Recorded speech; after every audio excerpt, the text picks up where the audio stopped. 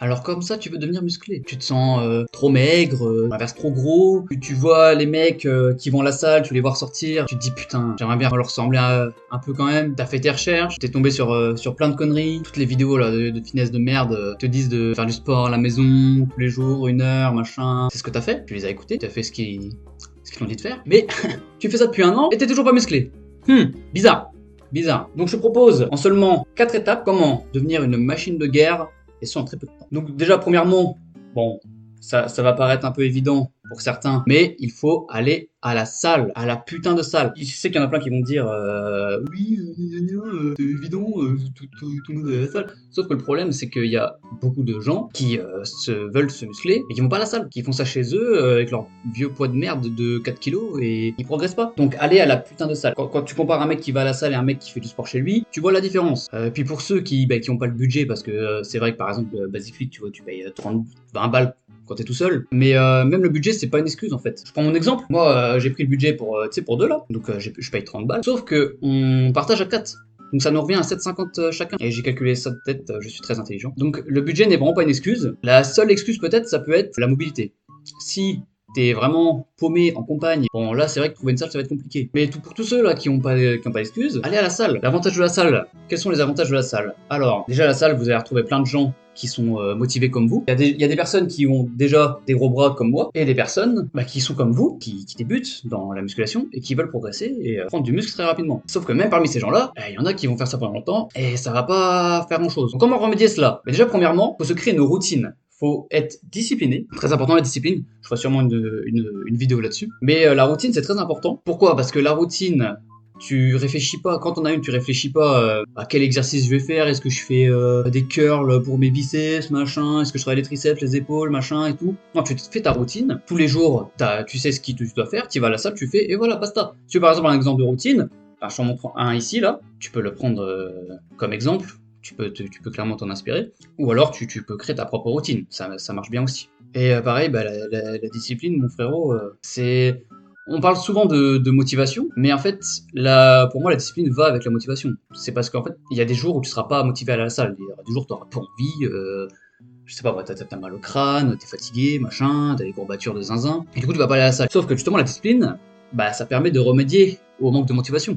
Du coup, discipline très important, faut être discipliné. Comme ça, quand t'es discipliné, en fait, si tu veux, tu te forces d'aller à la salle, même quand t'as pas envie. Et ça, c'est très important, parce qu'il faut être régulier.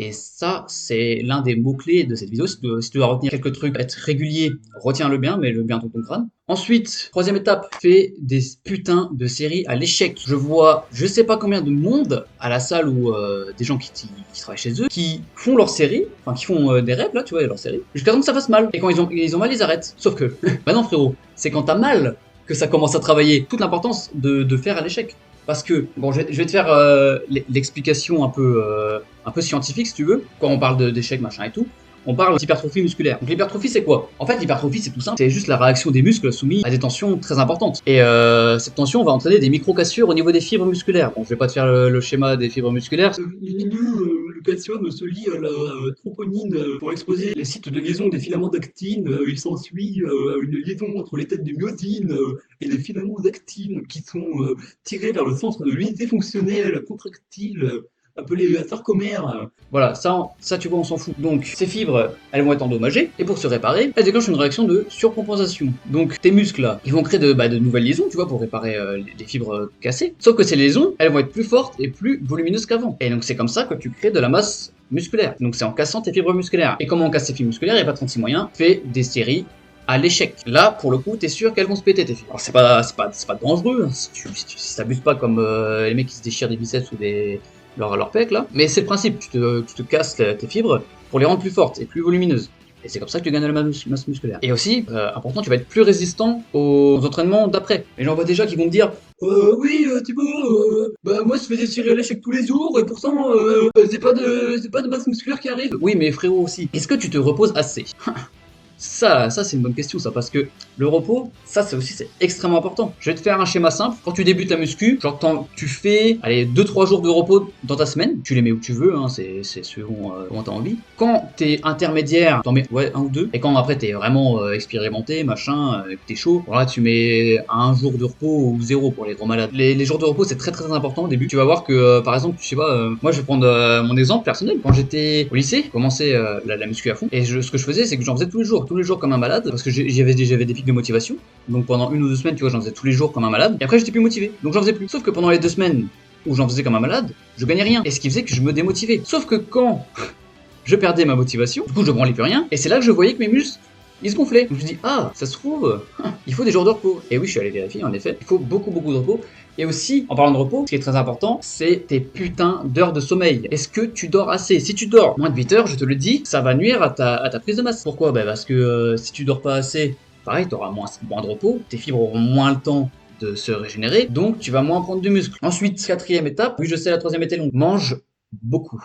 Et quand je dis beaucoup, c'est vraiment beaucoup. Moi perso, je suis quelqu'un qui mange vraiment très peu. Je sais que quand j'ai plus faim, je peux pas finir mon assiette, c'est impossible. Donc pendant longtemps, je prenais pas non plus de masse à cause de ça. Donc mange beaucoup, mais mange pas de la merde. Hein, va pas te dire ok, faut que je fasse 3000 calories par jour, bah je vais aller bouffer 2 Burger King dans la journée. Non, c'est pas ça que je te dis. C'est faut manger beaucoup, mais manger bien. Alors comment tu peux manger bien en grande quantité? Soit t'es déjà un gros mangeur de base et tu peux te faire aller genre des petits repas quasi toutes les 2 heures, tu vois, avec du poulet, du riz, ce que tu veux tant qu'il y a des protéines, tu vois. Ou alors t'es quelqu'un comme moi qui arrive pas beaucoup à manger, qui déteste se forcer, et tu te fais des putains de shakers protéinés. Voilà. Ça là, tu vas en plus être très bon, bon pas tout le temps, et ben ça aide énormément à ta prise de masse. Parce que si tu veux, dans un shaker, t'as quasi un repas en termes de calories et en termes de protéines. Donc voilà, shaker très important. Donc si vous voulez pas changer votre alimentation, vous mangez pas beaucoup, vous faites ça. Si vous êtes déjà un gros mangeur de base, changez juste votre alimentation, arrêtez de bouffer de la merde. Parce que le but c'est de prendre du muscle, c'est pas prendre du gras. Après c'est vrai quand t'es vraiment maigre, tu peux te permettre de bouffer un peu ce que tu veux, tant que tu prends de la masse,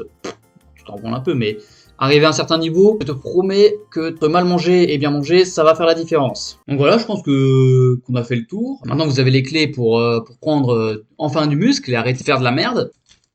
Oula, t'en vas pas toi? Voilà, reste là. Voilà. Je suis pas rentré dans tous les détails non plus. Il y a encore plein de choses, j'en suis conscient. Il y a plein d'autres choses à connaître pour optimiser tout. Mais ça, c'est vraiment les bases, quoi. C'est si tu débutes, fais comme ça. Ah aussi, très important, faites des pompes. Quand tu fais 50 kilos, juste faire des pompes, ça ferait la différence, frérot. Je te promets, même moi encore, je fais des pompes. Je fais que ça. Le matin, tu te lèves, tu fais des pompes. Le soir, tu rentres, tu fais des pompes. Le midi, tu manges, tu fais des pompes. Voilà, tu fais des pompes tout le temps, frérot. Je te jure, comme les tractions, tu vois, tu travailles quasi tout ton corps.